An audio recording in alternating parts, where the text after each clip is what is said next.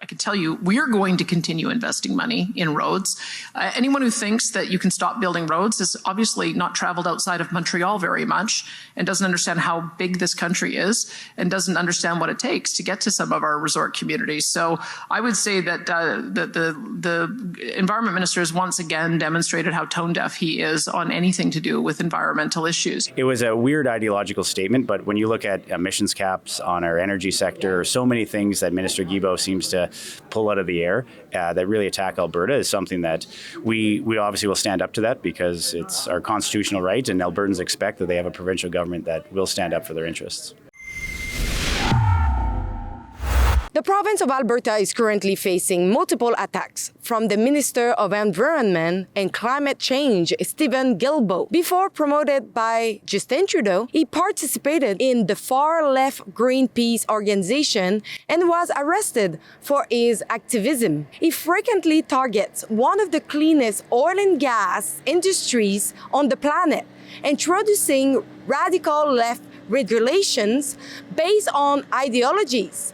Premier Danielle Smith says she will continue to ask for his resignation because she cannot work with the climate ideologue. I tried. I tried in good faith to work with Steven Guilbeault, but he's an ideologue and he is not changing direction. Recently, he announced that the Liberals wouldn't fund more new roads due to climate change concerns and was forced to backtrack his words despite being quoted directly in the first place when everyone found out of his plan. Many people working at the provincial level were completely shocked by this announcement, including Devin Dreeshen, Minister of Transportation and Economic Corridors of Alberta. Roads are vital pieces for city development, especially with the influx of newcomers and economic growth. During the Canada Strong and Free Network conference in Ottawa, I had the chance to discuss this issue with Mr. Dreeshen. So when Minister Guilbeault said that there'll be no new federal funding for roads, it had every transportation minister across the country and all the different provinces scratching their heads, calling each other, trying to figure out what the heck is actually going on with the federal government. And Minister Guilbeault has kind of walked back from that saying, well, no new big road projects will be funded by the federal government. So with the upcoming federal budget, we thought it was important to make sure that Alberta, we were there, we're meeting with federal cabinet ministers to make sure that they know that obviously there's a role for the federal government in building roads, and specifically through the Constitution on First Nations. And so we actually have a delegation from the Ochese First Nations here, as well as Clearwater County, which borders the First Nation, to have a road project that has been neglected by the federal Liberals for years. And we want to make sure that that funding is included in this year's budget. And we did a full court press here in Ottawa today. Has the Environment Minister ever explained to you how he came to the determination that Alberta doesn't need any more roads? I've never heard an explanation. And actually, I raised it at our federal provincial territorial meeting with the transportation minister federally as well, in front of other provincial transportation ministers, to essentially ask that question of where did this come from, or why does he believe in this? And there wasn't really an answer. Minister Rodriguez says that we all have cabinet ministers that maybe we don't see eye to eye with, and he left it at that. So I think it was a weird ideological statement, but when you look at emissions caps on our energy sector, so many things that Minister Guilbeault seems to pull out of the air that really attack Alberta is something that we obviously will stand up to that because it's our constitutional right, and Albertans expect that they have a provincial government that will stand up for their interests. The NDP Trudeau carbon tax on the farmer who grows the food and the trucker who ships the food is a tax on all who buy the food. Now they want to quadruple the tax.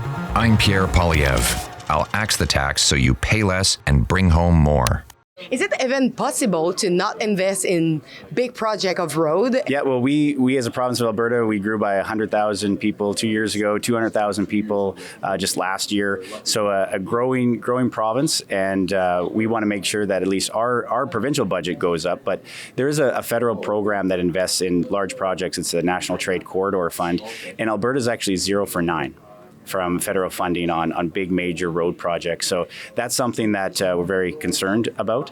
Also advocating for the renewal of that program, because even though there's a couple more years left on it, the funds are essentially fully allocated. But as I said, 0 for 9 on Alberta projects, that's a pretty bad score. So we want to make sure we can improve that. Well, I love roads. We have 64,000 lane kilometers in Alberta. We have 5,000 bridges, and we spend billions of dollars a year building new ones, but also maintaining the existing ones we have. And we're big, all our provinces are big here in Canada, so we need to have a road network that works for rural Alberta. Because I think it's more of an urban-rural divide, where you have people that live within a city, maybe they never ever leave that city, but they don't understand the needs of rural Alberta. And especially in Alberta, the $18 billion of non-renewable royalty revenue that we get every year as a province, that comes from rural Alberta. And if we don't have roads and bridges out in rural areas to make sure that it can, A, keep families safe, but also can keep up to industry's growth and needs, then we're not doing anybody in Canada any favors. So in my province, Heidelberg is a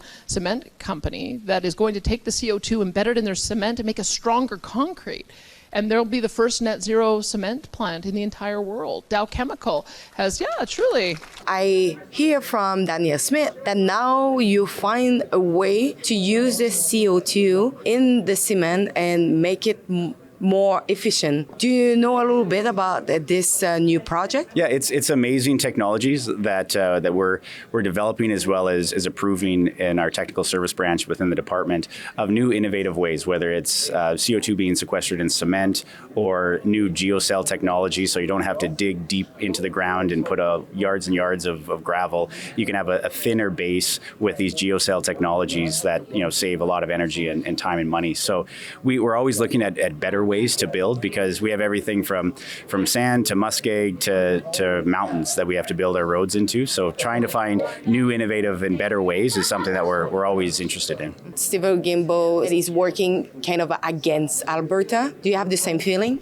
In a one-word answer, yes. But there are some federal Liberals that we think that we can work with, and that's obviously in our constitution between the province and the federal government. It's a partnership in our confederation. So we're always looking to work with our partners and people that are willing to advance our priorities and Albertans, because Albertans are Canadians. So I think it's obviously the responsibility of the federal government to partner with Alberta just like any other province.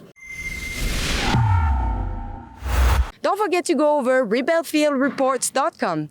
As I say, we don't receive any penny from the government, and so we need your help to continue our independent journalism. So please go and donate what you can at rebelfieldreports.com.